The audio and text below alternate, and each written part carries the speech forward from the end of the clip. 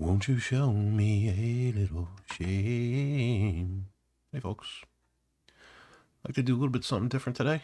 In a rants and aside, I'm going to tell you about the YouTube videos that I love. I'm quite partial to interviews of people, especially of quirky, interesting people. And most of these videos are sort of one-offs that I found organically through, kind of recommendations on YouTube, and they're not really part of a series or anything. I doubt you'd find them if you were not explicitly looking for them.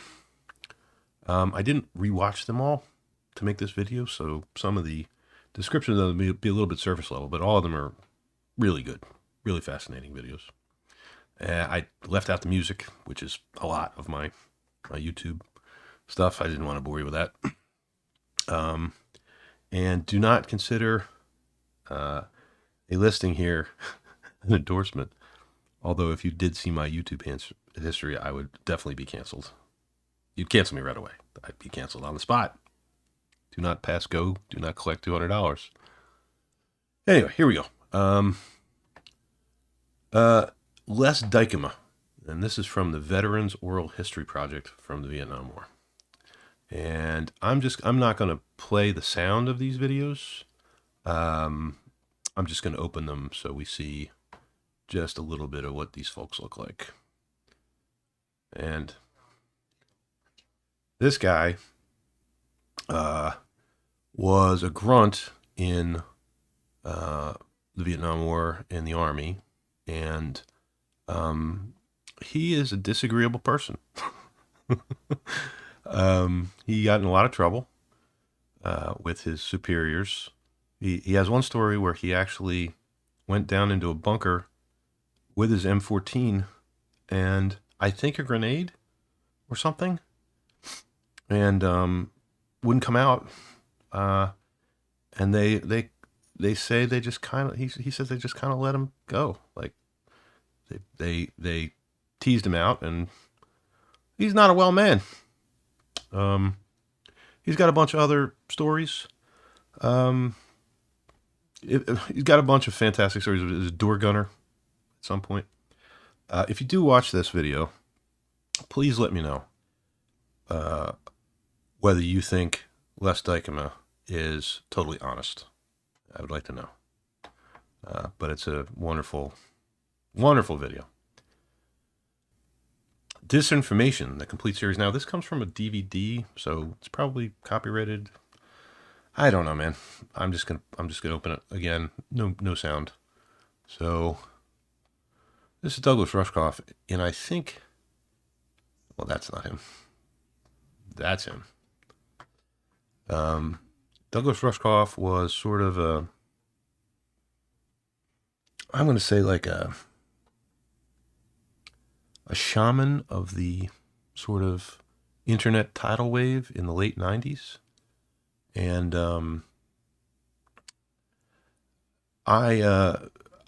if you watch this, you will be shocked at sort of the rejection of boomer values that well, a lot of the people in here have, or yeah, explicit rejection of sort of hippie values, and I think it's maybe libertarian-ish sort of outlook on life, but a very sort of explicitly rejectionist outlook on life.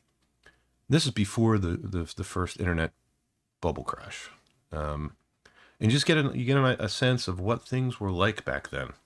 It's totally different than today. It's totally different.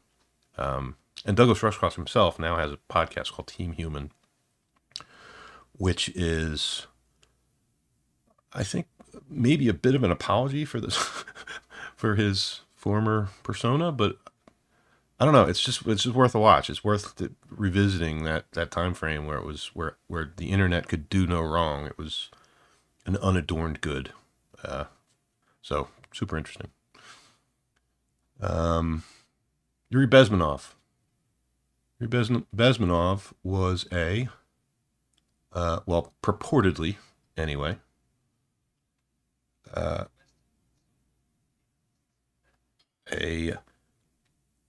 KGB agent who spent most of his time in India, and he claims that the KGB had this sort of ideological subversion campaign running against the United States that was massive and sort of partitioned. And he outlines like 4 steps over the course of 70 years or something like that was supposed to bring the United States to its knees, not militarily, but through active measures, sort of changing people's minds about the culture from within the United States. And I've heard other people say that this guy's full of shit. He probably is. This is from 1984. It would be, I would have a tough time understanding how a low-level KGB agent in India would have all these facts, but whatever. It's still fascinating to think of whether, if any part of this is true, how close it has come to reality. So, Yuri Bezmenov. Jim Keller. Jim Keller is a hardware engineer, and he is a scary smart guy, both scary and smart, and scary smart. He's a scary dude. Look at that face. Look at that face. Look at him staring. He is an intimidating man who knows a lot about computer hardware. I think he's co-designer of the AMD 64 instruction set, and he worked on some like Apple chips like the A4 and A5, and now he works for Intel. And he had a number of other high-profile jobs I can't remember at the moment. But this interview is quite good because it gets a little contentious. It gets a little contentious between Lex Fridman and Jim Keller. Lex Fridman disagrees about something. I forget. Maybe it's Moore's Law. Jim Keller thinks that Moore's Law is not dead. And it's super interesting. And the dude is crazy smart and also very confident in what he's saying. Strangely enough, I found out later that he also happens to be the brother-in-law of Jordan Peterson. He is the brother of Jordan Peterson's wife. Crazy. And you can actually hear it. If you've ever heard Jordan Peterson before, you can hear it in the words he uses. You're like, oh yeah, okay, like yeah, it makes sense. Whatever, but yeah. So stupid good interview. Stephen Kotkin. Stephen Kotkin is a professor at Princeton. Oh no, it's gone. I have to skip that one. Stephen Kotkin is a wonderful Russian analyst. Wrote a number of books on Stalin. So quite good. Sam Harris on death. There's no point in putting this one up because it doesn't have any pictures of Sam Harris in it. But it's only a few minutes long, and Sam Harris is an author, podcast host. I think he makes most of his money from podcasting at this point. But this particular, whatever you might think of Sam Harris, this particular rant, I suppose, not really a rant. It's just an expression of the impermanence of life, and one of the phrases from it. I mean, it's fairly funny. He says once I just found myself looking for a font. And if you had asked me at that moment what my biggest frustration in life was, it would have been, I can't find this font. But in reality, we're all going to do something that we love for the last time. Holy shit. It's deep. It's really good. Okay. AVE's Dyson review. I said it, not all these were a series, but AVE is a YouTuber who, he only shows his hands. You never see his face. You see his arms and stuff. And he is what I would imagine to be some sort of mining engineer, I guess. Like he does very sort of dirty engineering, like he engineers for mining companies and stuff. But he is super smart. Like he has a vocabulary, like crazy vocabulary, and he also knows a number of languages. He's from Canada, and he's also dirty and funny. And he's my kind of hang. If I was gonna hang out with one YouTuber, it would be AVE. But yeah, so in this video, he reviews Dyson vacuum. I think it's a vacuum cleaner, and he suffers no fools in it. It's quite good. Chuck Peddle.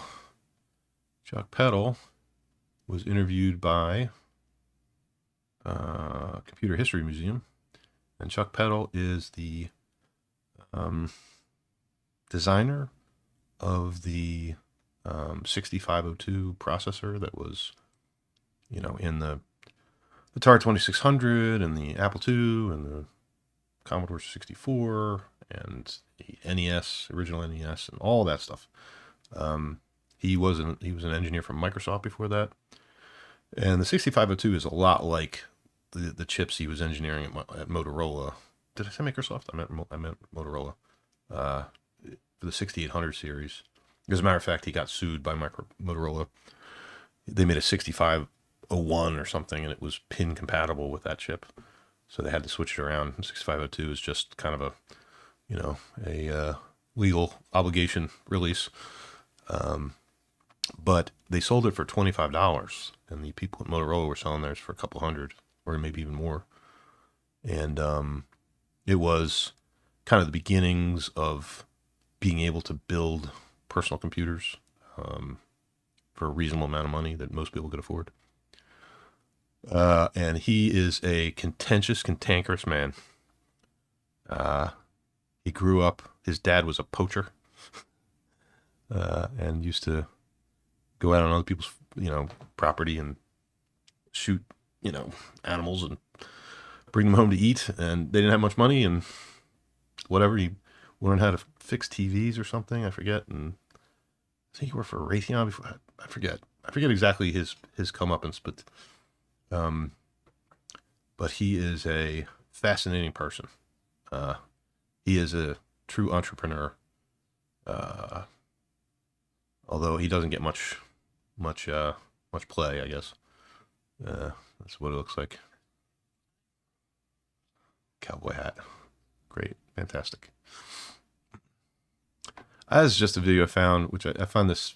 I said it wasn't about the series. This is another series, but Computer Chronicles was a show that was on in the 80s, made by a guy named Stuart Chaffee, and strangely enough, Gary Kildall from Digital Research was the other host, and Stuart Chaffee, I guess they talked together, and Gary Kildall's like, yeah, I'd like to do that with you. And it, the way Stuart Chaffee describes that, he's like, it would be as if like the dude, whoever that guy is, MKHD, the guy who reviews phones and stuff, super popular YouTuber, started a YouTube channel with Bill Gates. It was kind of a strange thing. So to have Gary Kildall on there, who was super smart about computers, and Stuart Chaffee, who was more or less a broadcast, like an announcer, not an announcer, but a broadcaster for a local television station. Before that, they made some really great series of this Computer Chronicles thing. But this isn't about that. This is about Pack Billy, who is a very funny. No clue who this guy is. He overdubs these videos and makes them say the most ridiculous things. Like this Jiggly boy refers to part of this video where he says, he's like, I want to be a Jiggly boy. But he's jiggling the back of the VGA connector on the back. I want to be a Jiggly boy. Anyway, super funny. You might not think so. I do. Winter on Fire. I mean, a little, yeah, this one, everybody's, this is the Maidan revolution in Ukraine, which It's a documentary, and it's going to have some propaganda in it. But it's a really fascinating look at the first revolution. Well, not the first, but a recent revolution in Ukraine that oversaw the overthrow of the President Yushchenko, who was anti-EU, and there was a referendum that was meant to get him in, or at least start the process of getting him into the EU, and he sort of shot it down. So they, had a huge uprising, and it was peaceful. They were, sort of in the main square, which is called Maidan. The Maidan. It's called Maidan because there's a big statue of a maiden in it, and the presidential security forces came in and busted it up and really, really hurt people. But they kept coming, and they kept coming for months. The protesters kept coming for months, and armed themselves with, I mean, it was a no matter what you might think of the situation, the tenacity of the people involved is astounding. If put it this way, if you're thinking that you have it tough and you need to, you need to do something difficult, let's say you need to quit smoking or something like that, watch this movie. You won't find it so tough anymore. Anyway, really good. Libertarian PBS. Libertarian PBS is just this very short comedy sketch about what if PBS was a libertarian channel, and do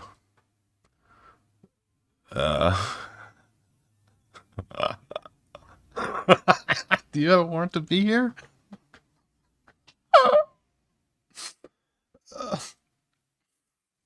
It's super funny. It's that funny all the way through. It's fantastic. And this guy, oh no, I forget his name. Oh, he's so funny. He's got a podcast called The Political Orphanage. And he was a staffer on Capitol Hill at some point. He came from like Kansas or some Midwestern state that I can't remember. What is his name? Andrew Heaton. That's his name. And he is an incredibly smart guy. He's got a couple of podcasts that are, he's super funny. He's always funny, but he's also got a couple of, he disguises the seriousness of his topics with humor. And he's got a couple of podcasts about packing the court and, other things that are super good. Like, yeah, I mean, you learn stuff whether you want to or not. It's really good. But this, super funny. Criticality 1969. I did not really understand anything about nuclear criticality until I watched this video, and how masses of subcritical radioactive material could possibly become critical and set off an atomic reaction. And it is fantastic. It's, I don't know, 25 minutes long or something. And I just found it really, it's super easy to understand. It was made by some, like the British Atomic Energy Agency or something way back then. Really good. Feedback loop. This is another guy who has series of repairs of old equipment, and he fixes this thing, but he's a Russian guy, and he is tenacious as hell. Like, he doesn't know shit about this thing. He doesn't know a fucking thing about this M audio thing. But he does know a lot about electronics and a little bit about software. And he takes this thing like way from the bottom up of like, okay, like I'm going to take this thing apart. Is the keys that aren't working? No. Okay. Am I getting signals to the right places on the board? Yes. Okay. So, but it still won't turn on. What is it? And then he hauls out his fucking Ubuntu machine and like dumps the firmware. It's just like the video is not made all in one sitting. It's made over the course of months. He'll get back to it every now and then and be like, okay, now I'll try this. I've had to think about it. Like, whatever. Just like, wow. This guy is super smart. Yeah, he's really, really smart. Nina Conti in Therapy is a series. I think it's only on YouTube. And Nina Conti is a comedian S or comedian N or comedian, comic, who has she's a ventriloquist, and she has a very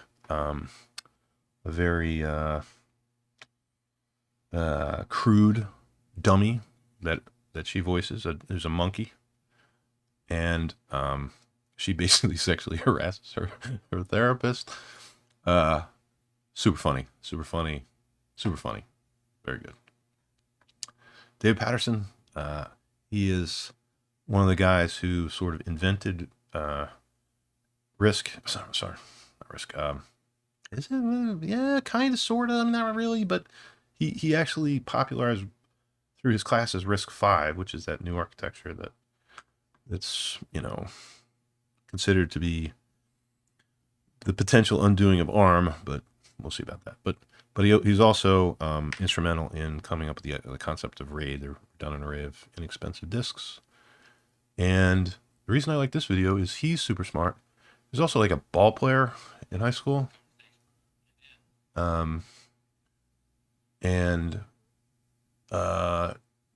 Just a really well-rounded guy, knows a lot about a lot of things. And he disagrees with Jim Keller. He thinks that Moore's Law is dead. They're both super smart. Who do you believe? I don't know. Fucking no idea. Not a clue. Really great. Bill Hurd. Bill Hurd was an engineer at Commodore. He produced the TED series of computers. That was kind of his baby. Like the +4 and C16, and those are kind of flopping marketplace mostly. I think they sold somewhat well in limited regions, but wasn't his fault. He is a cantankerous person. I like cantankerous people. He suffers no fools, and he is super energetic about engineering and particularly his time at Commodore and how driven they all were there. And this is a great video describing how and why that was. So really good if you like engineering tales. Alexander Butterfield. Alexander Butterfield was I guess you could say it was like a special aide to the president, to Nixon. I forget his actual title, but he worked in the White House, and he worked in the he was right outside the Oval Office, like right outside the Oval Office. And he is the guy who was tasked with setting up the recording system to put Nixon on tape. Nixon ordered it, and he's like, okay, whatever. I got to talk to Secret Service. We'll put the tapes in, we'll put the recording device in, and nobody can know, and whatever. And he was not part of the inside squad. Most administrations, it's the president, and then the cabinet are people that the president favors, but even all the staff are the people that they're the friends of the president, more or less. He was not one of those people. He was recommended by Haldeman. Haldeman, I think, was in the Navy with Alex Butterfield. I think that's true. And Haldeman was the chief of staff for Nixon. So they needed somebody to fill a position, which sort of seems like crazy, like fill a position inside the White House. Like you don't have any more friends. But apparently he had specialized skills of some kind, and he didn't know any of them. He just knew Haldeman. And the president said, hey, can you set up the secret taping system? Fuck. Well, I guess so. All right. But that, he did it, and it worked. And obviously it worked.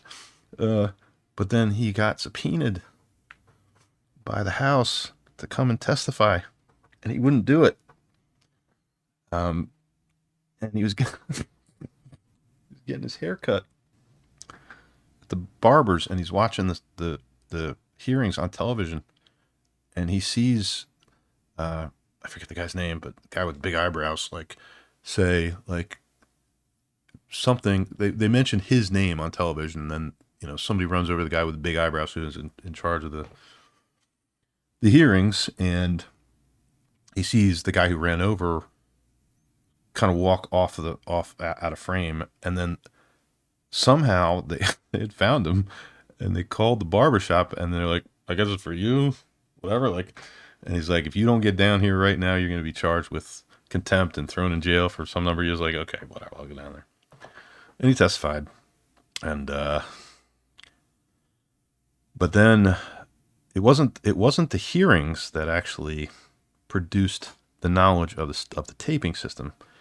It was a couple of House members, I guess Democratic House members, who were tenacious about asking questions. Like, there was a transcript that it looked like it had been written down. Like, usually if you're writing something down while somebody's talking, it's shorthand and there's, you know, notes, whatever. But it looked like a transcript from a taped recording, which of course it was. And so the Democratic House members were like, wonder where this came from. He asked him one time, and Alexander Butterfield, he had resolved not to lie. He resolved not to offer any information that he wasn't explicitly required to answer. If they asked him a question explicitly about a taping system, he was going to tell them. But short of that, he was just going to stall. So they said, where do you think this might have come from? Alexander Butterfield says, your guess is good as mine. And the congressman finally says to him, could there have been some taping system in the White House? And he says, I really wish you hadn't asked me that. And he told him. And that's how Nixon got the tape. That's how the tapes came out. That's how Nixon got sunk. Super. And he's also an entertaining person. He's you can't understand how he was there, but yeah, he's an entertaining person. Okay, well, we're almost done. Muhammad Yunus. Muhammad Yunus won the Nobel Prize for I'm not even sure what he won it for. But that's right. He's a microlender, so he's from Bangladesh, and he would give people loans of $50, $75, but hundreds of thousands of people loans like that. He wouldn't, but he made deals with, you know, corporations and banks and stuff to do this, to try to improve the situation in the country. Very successful, incredibly successful. And also, I mean, none of that really matters. What matters is his unbelievable positivity. Like, he's sort of like, world poverty, we can solve that. Like, just, oh my God, really inspiring person. And this is just stupid. This is the Rick and Morty folks. When I guess there was a writer strike or I don't know, there was some period where they didn't have anything to do, so they animated this actual transcript from a trial, criminal trial, the state of Georgia versus Denver Felton Allen criminal trial, and Denver Felton Allen gets charged with contempt of court like 7 times in it, and there's lots of anatomical talk in this video. It's very funny. Anyway, those are videos I love. I hope you watch them. If you do watch any of them and you hadn't seen them before, or if you've seen them before, let me know. I think they are all wonderful. All right, see you folks.